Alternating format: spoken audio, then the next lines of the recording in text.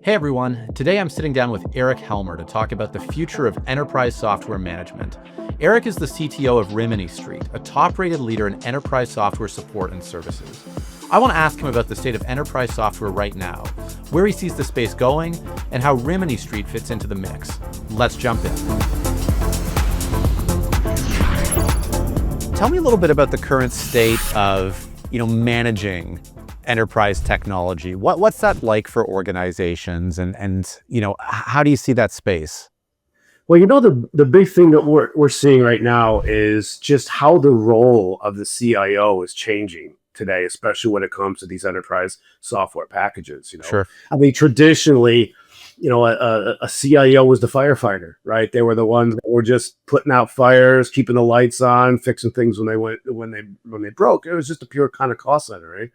Now I think you're seeing CIOs really having to be the tip of the iceberg of innovation. Right now, they're the innovators. Right now, they have to go out and find this emerging technology to do some game-changing project for the organization that is just going to take the competitive advantage to the next level and directly contribute to margins of the business. Right, so it's a very different world. At the same time, you're getting these CIOs having to evolve from the demand to a demand creator, right? Mm.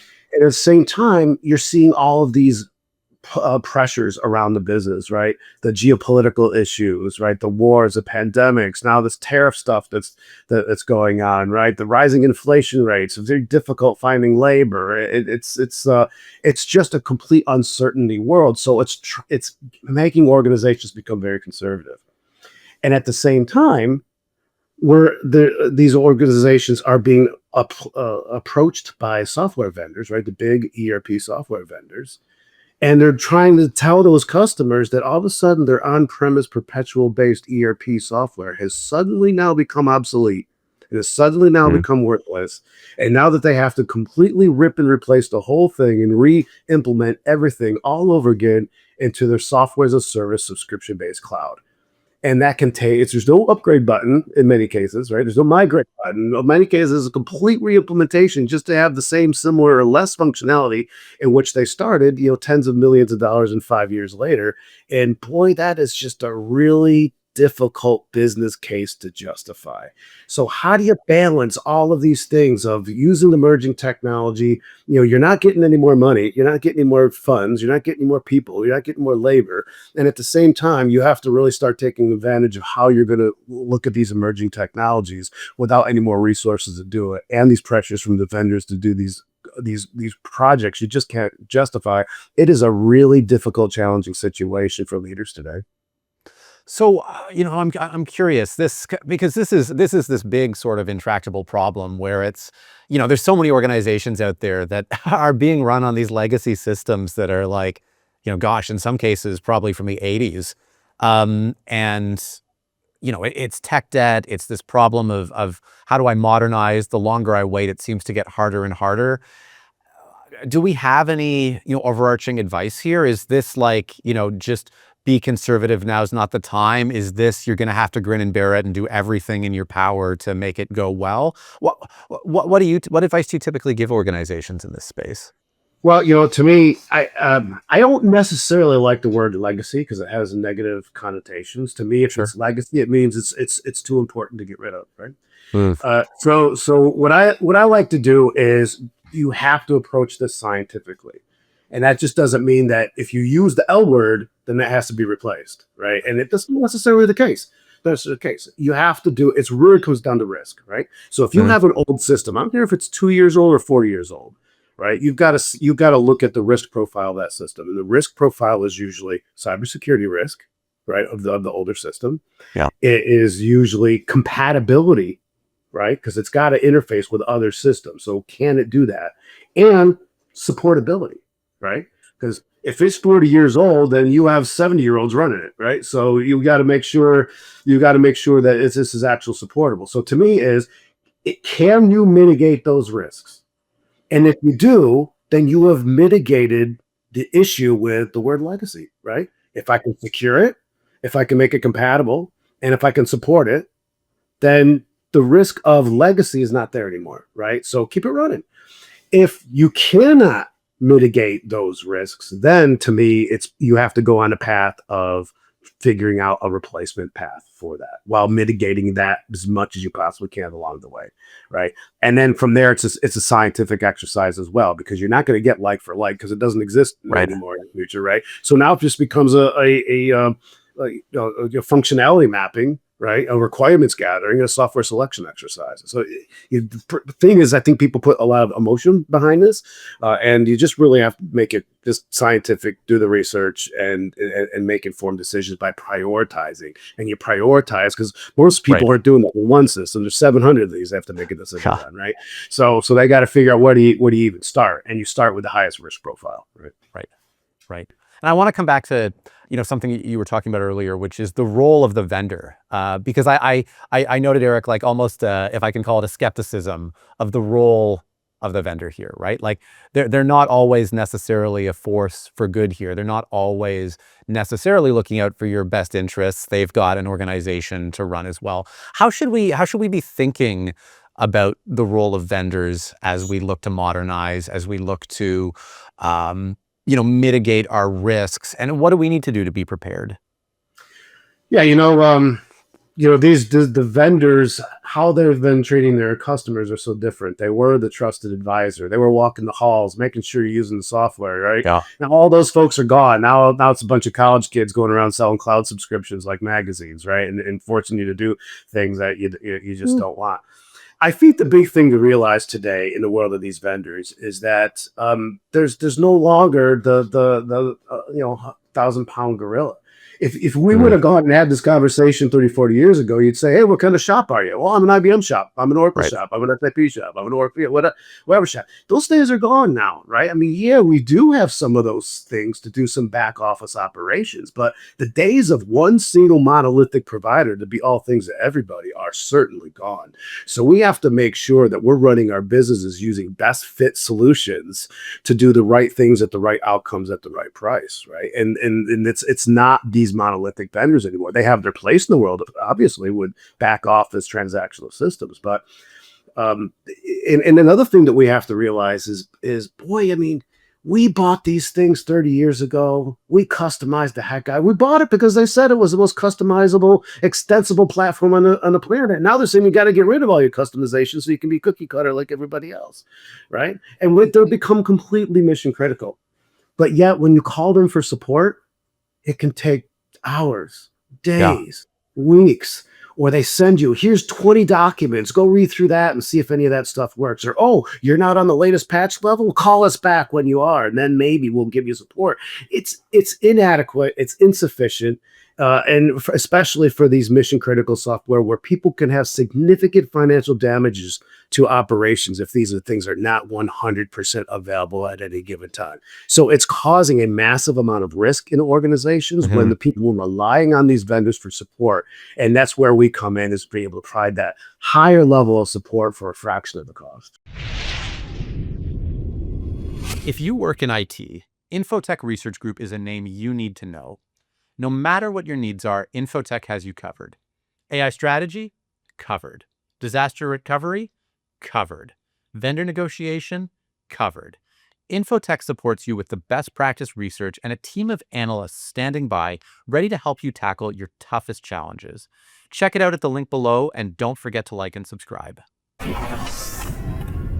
I do want to talk about this migration that's happened over the last 10-ish years and is still happening from, traditional on-prem solutions to, cloud-based solutions, SaaS, because, for a long time, these were touted as, oh, you have to do this. It's much more modern. You're going to save a ton of money. You're going to have all these new capabilities, and it's, updated on the fly. And I mean, you can probably sense from my tone, not all of the promises that were made have necessarily borne out. What are you seeing here? What actually came to pass as organizations moved from on-prem to, to cloud and to SaaS? Where are they, and where are they not? What are the promises that were broken, and what do we need to do going forward? Number one promise is it's cheaper. People find out that it's not cheaper, and it's actually completely the opposite. Yeah. right? And and people get caught up in the move-in specials, right? So you come Mhm. into a move-in specials, you get that first year, and you think everything's great, and then when your lease is up, the landlord, cracks open the rent, and now you Right. have runaway costs, right? So it's a complete lock-in model. It's a one-way trip you just cannot come back from, and that's the disappointing piece I think about it. Now, I think the success of SaaS has really been from people who are net new to a solution, right? So it's Yeah. great for like small to medium businesses that are doing everything in spreadsheets and need an enterprise solution quickly, and they want to get it standing up pretty quickly. Great, you put your credit card in, you have instant functionality, go for it. Where the heartburn comes in is where people have purchased the software 20 years ago, and then they've Right. customized it. They have a bunch of unique business logic, new business rules, some intellectual property that they've really built into this thing.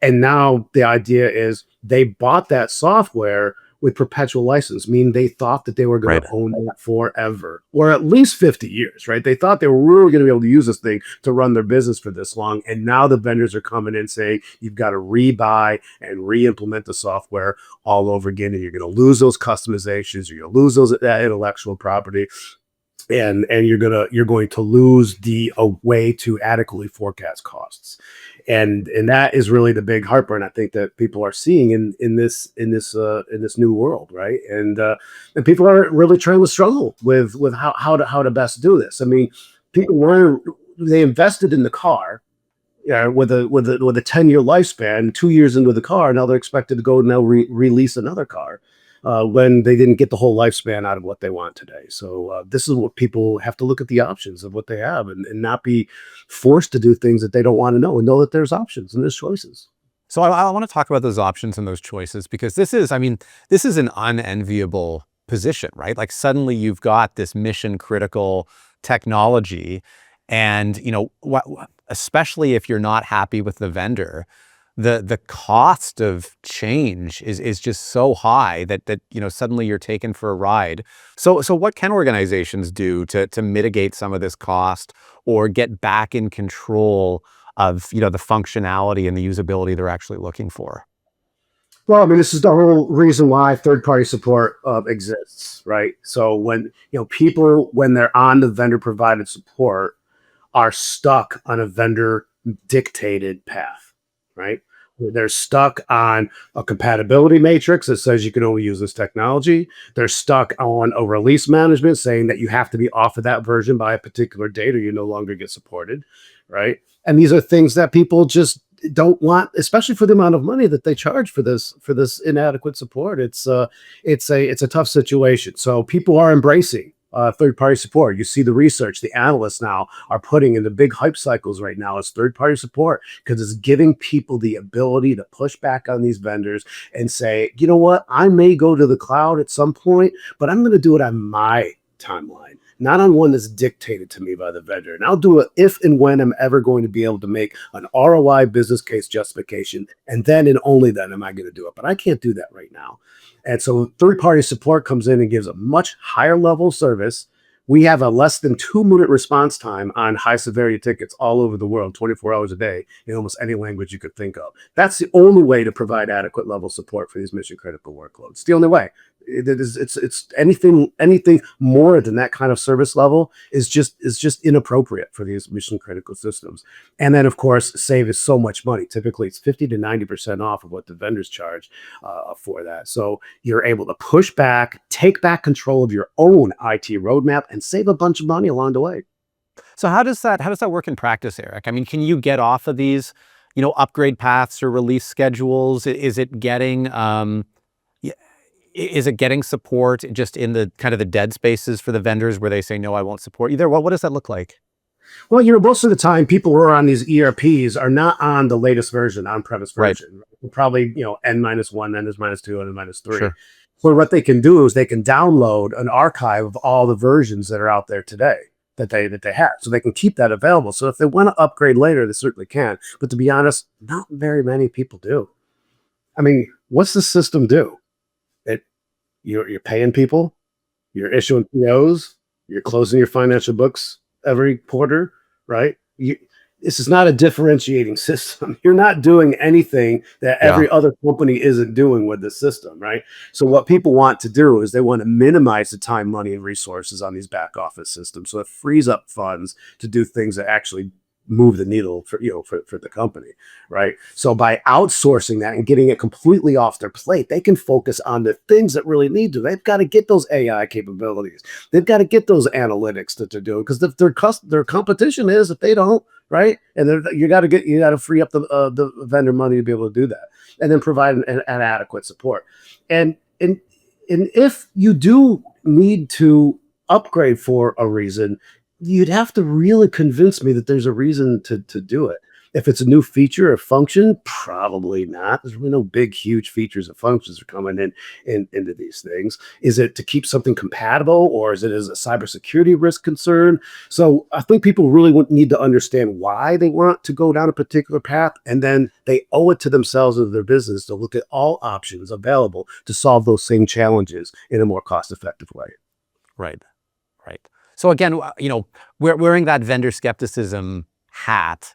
It seems like a lot of these vendors, like they're, if I can call it new, their newer business model is much more sales and contract driven than it is actual customer technology feature driven. Are you seeing that? Are you hearing that from customers?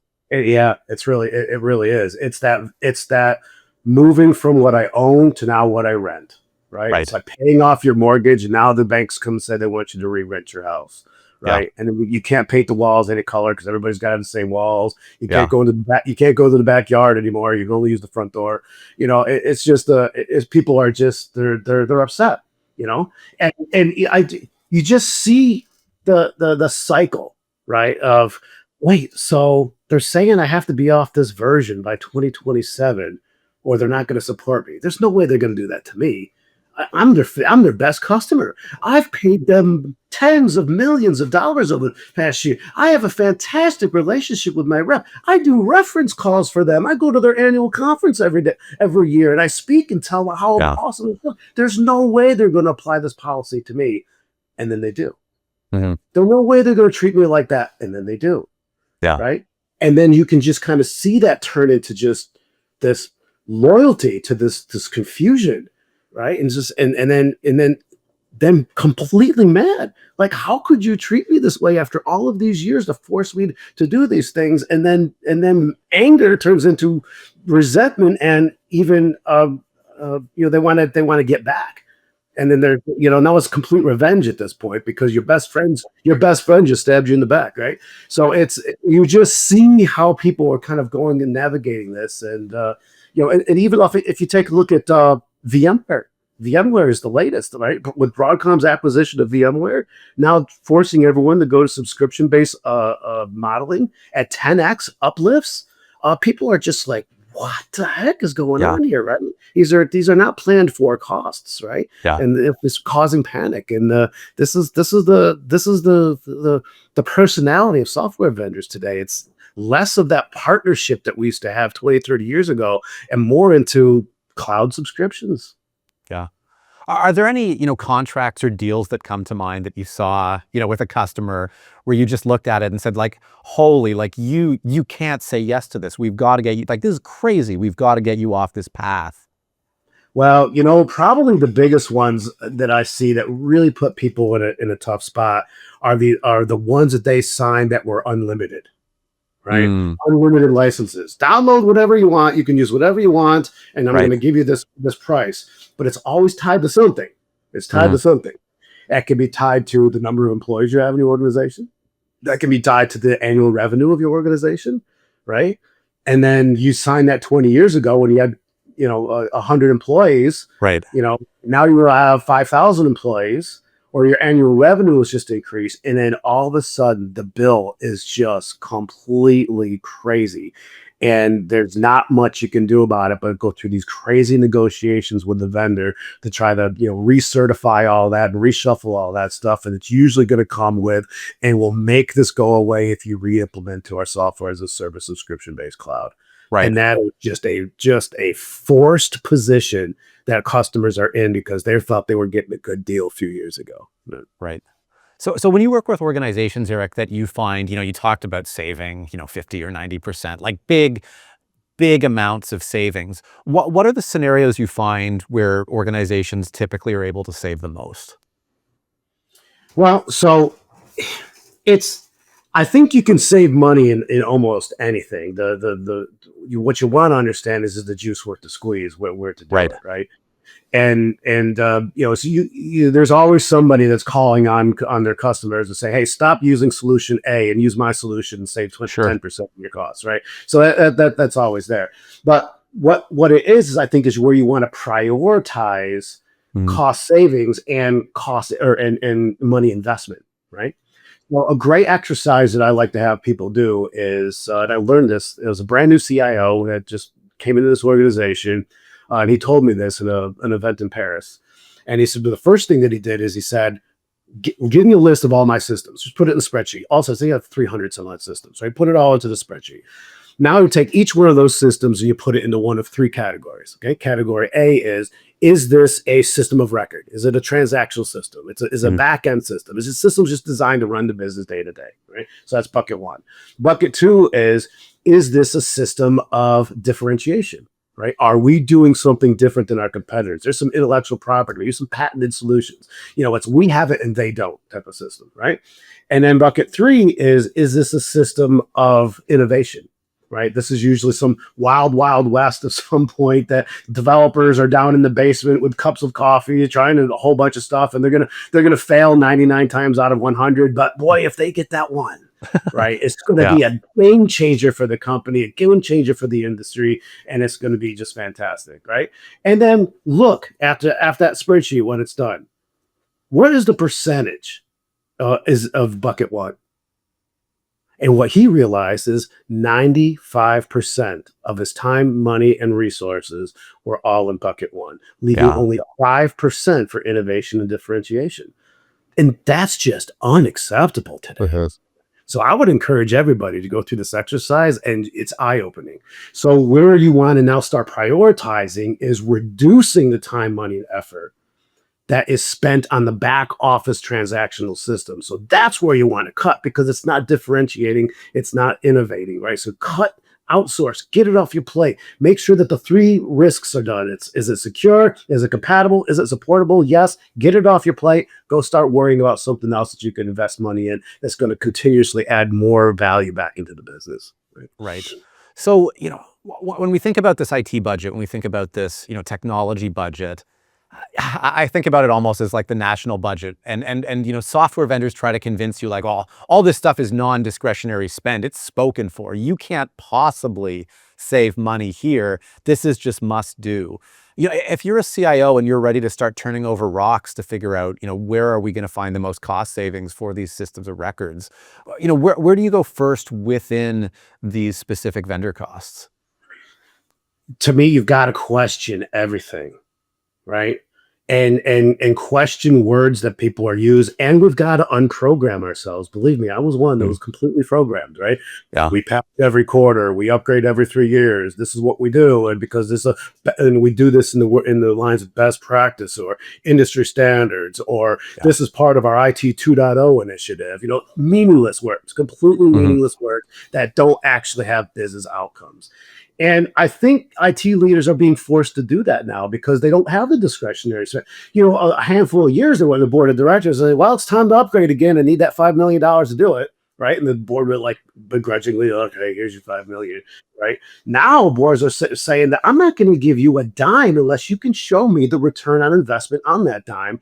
I want to know what it's going to back into the business. I want to know how this is going to help with operational efficiency, competitive advantage, growth of the business, help with margins, get better adherence to governmental compliances, help our cybersecurity risk profile, have positive impacts on labor and efficiency and rework.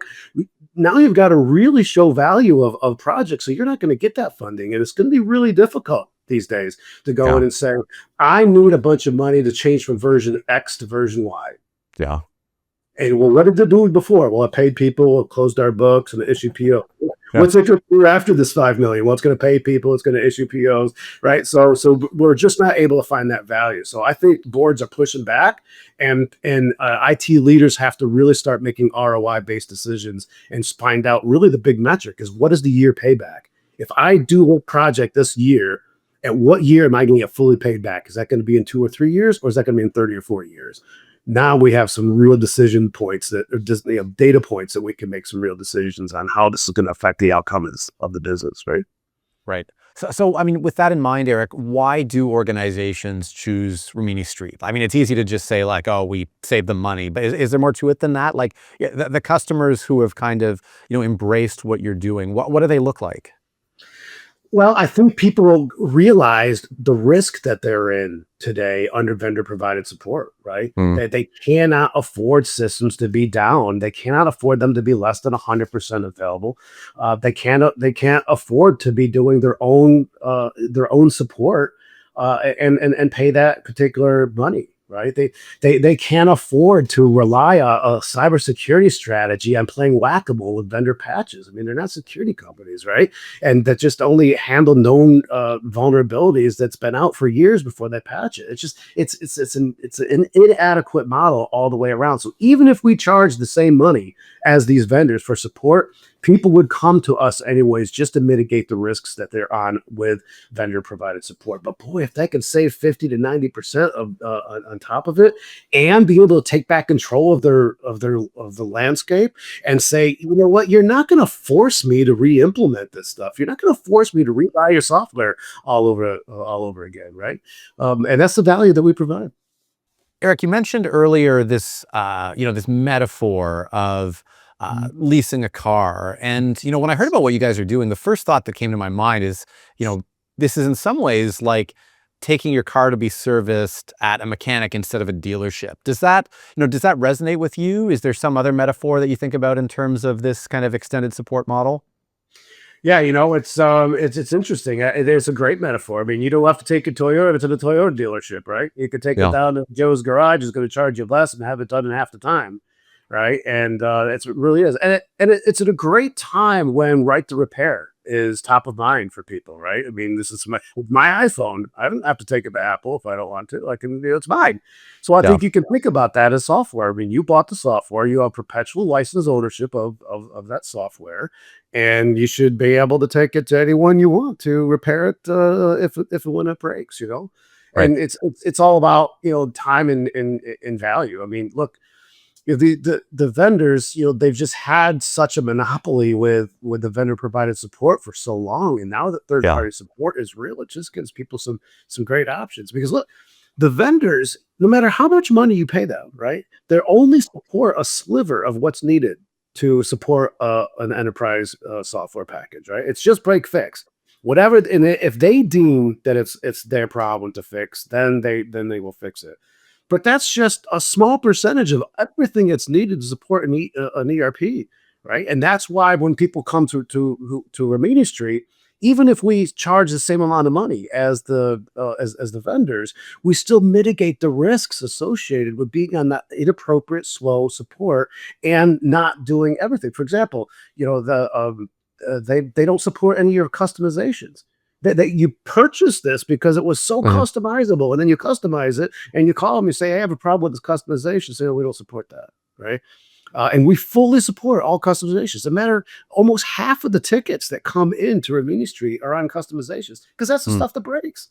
So right. when you're I'm a vendor providing support, after paying them all that money, you still have to go support your own customizations, the how-to questions, the performance-related questions. A lot of times that stuff just isn't included. And now you got to either go build a team in-house to support this, or you got to go contract yet another company to go and support the other parts of the things that are needed to be done to fully and adequately support an entire ERP package. So we take that out completely from the customer's burden, so they can come to one place. We support the entire enterprise, and you save a bunch of money along the way. It's a win-win.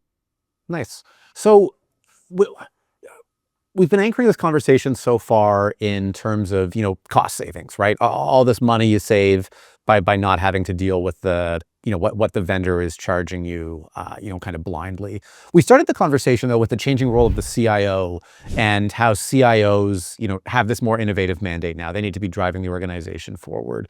In terms of what Rimini Street is doing, do you see yourselves purely as we'll do the boring stuff so you can do the fun stuff, or does AI and transformation, come under the scope of some of the work you're doing with organizations? Absolutely, absolutely. I don't know if you've seen, but recently we announced a partnership with ServiceNow, and it's to do exactly this, right? So why would someone actually think it's a good idea to rip everything they're out today and re-implement everything to a software as a service? Well, there's really a couple reasons how these vendors are actually convincing people to do that. Because in the new version, you're going to get a modern UI, you're going to get some business process optimization, and you're going to get some incremental AI features on top of it. And if you want to be relevant in this new world, if you want to be AI and you want to appeal to the younger workforce, so Sally can approve her expense reports on her cell phone, you're going to have to go down this journey to SaaS.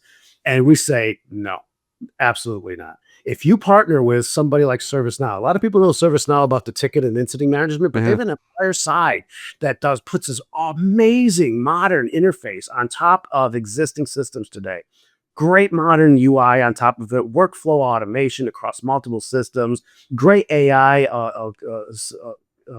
capabilities in there, in a no-code, low-code platform. So if that is your desire to get those features and functionality, then doing a complete rip and replace in a 5-year-long, $50 million project is the slowest, most expensive, most disruptive way to get there. But if you put a company like ServiceNow with Rimini Street on top of it to do these services, we can get those things in a no-code, low-code platform in a matter of weeks and months as opposed to years.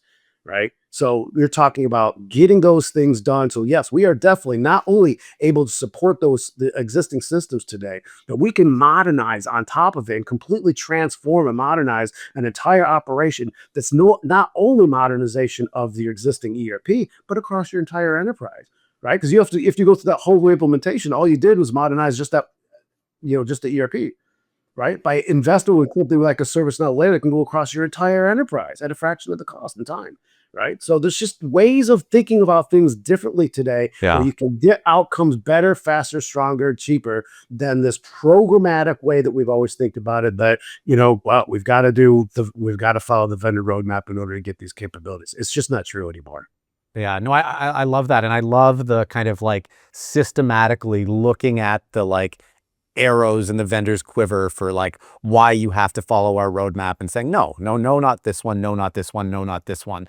Are there any that are, kind of non-negotiables where it's oh yeah, no, you absolutely have to follow aside from the risk arguments, are there many arguments left for why you have to follow the vendor roadmap, or is that kind of dying out? There's situations where it would be hard to argue that, maybe going to SaaS is a good idea for you. Yeah. Most of the time, that is if a company decides that they have to redo everything anyway. Right? So they merged with another company. Their chart of accounts are absolutely crazy. There's no way to salvage the system. They're going to have to redo everything all over again anyway. So, all right. So in that case, then why not redo everything all over again? And it's just going to be a complete reimplementation.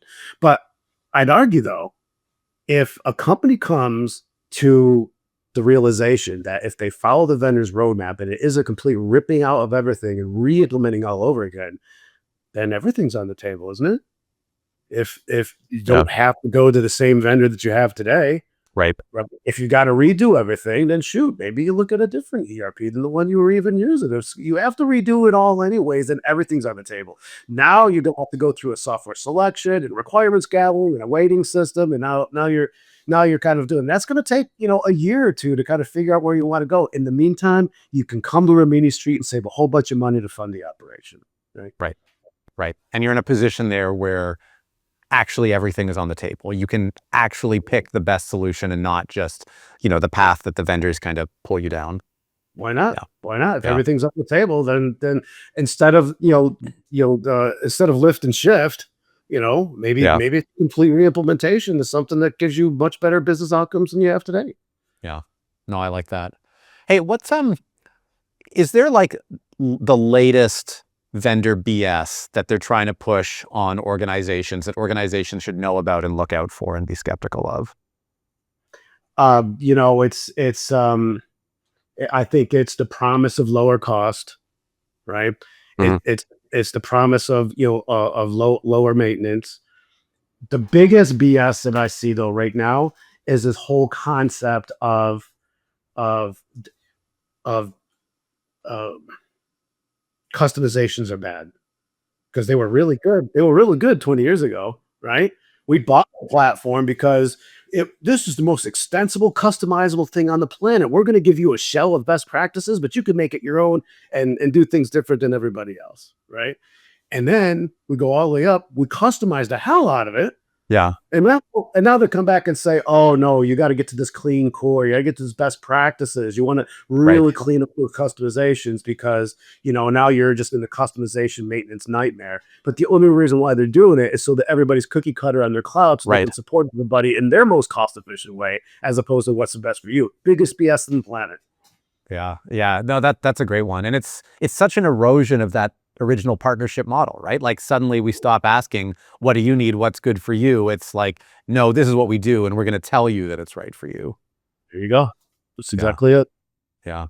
So, I mean, where is this all going? Do you have a sense of, what the vendor landscape is going to look like 5 years from now? Is it all just like more and more cookie cutter? How do we just, boil the frog in terms of costs? Like, do you have any predictions about what this is going to look like? Yeah, I do. I mean, if I think these things are just they're mission critical systems, right? Yeah. But they're commodity, Yeah. right? Let's not confuse mission critical with strategic, right? So Mm, so what I think is going to happen is because there's so many solutions out there today, right? It wasn't just you're an SAP shop, Oracle shop, or so on. There's so many different solutions out there. People, in order to get the best business outcomes, are going to find the best fit solutions for each individual thing. And we're going to realize the ERP for what it is and what it isn't, right? And what it is if you want a transactional system of record for your business, for finance, HR, those kinds of things, look no further than these vendors. These are hundreds of thousands of lines of code. I mean, they're 30-year-old software. I mean, there's nothing better out there that can do this. But let's also realize what they're not, right? They're not cybersecurity companies. They're not AI companies. They're not, they don't have the maybe some really great industry specific things that you want to go under. So I think what people are going to be doing is putting that transactional system of record in its box. That's what it's good for. And they're going to innovate around the edges of that with best fit solutions, right? We call this a composable architecture. And that mm, when that happens, that's going to be agile, right? So then now if right. you maybe you took HR out of your ERP and now you're going to put that into Workday or something, right? Now let's say Workday isn't working out for you anymore. You want to change it with something else. You can simply take out Workday and add something else in Yeah. there, and it only disrupted HR. If you put everything all into one monolithic cloud provider in the ERP, you want to change any one little thing, you're ripping it all out and replacing it with something else again, right? So people are going to want to architect their businesses in a way that if they get a flat tire on the car, they can just simply change the flat tire. They don't have to completely get a whole new car just because they got a flat tire. And then with that is going to be a complete on top of it is something like that ServiceNow architecture Right. that's going to be a UI that's on top of all of it. And it's just going to completely make what's underlying the system almost irrelevant and replaceable, right? So if you think about the evolution, right, of the history of, I mean, the database was everything, right? People would log into the database and run their queries. No, nobody logs into the database anymore. They're all logging into the application. We don't even know who cares that there's a database underneath that, right? They don't care. You can switch it out. No one's going to know or care. I think we're going to get into another area where there's another layer on top of it, which is going to be that UI automation, workflow, AI layer that's going to abstract even the ERP from the end users. They're not even going to know there's an ERP underneath it because they're Right. going to be able to, a whole other layer. So I just think we're taking the next evolution of abstraction of data sources, right? Right. Right. So the integration between these systems in the back end gets so good that you don't even have to think about it, right? You can just have your interface. It's pretty, it's modern, and everything behind it just works. Telling you, you walk down the halls of any conference Every booth that you're going to look in there, all the new companies that are out there right now are all in this layer. Yeah. Right. They're all in that layer. They're all in data orchestration. Yep. Zero trust modeling, seamless data integration, no code, low code, modern Yep. UI, workflow automation. All the companies are in that layer. That's where I think, that's where people need to be investing in, right?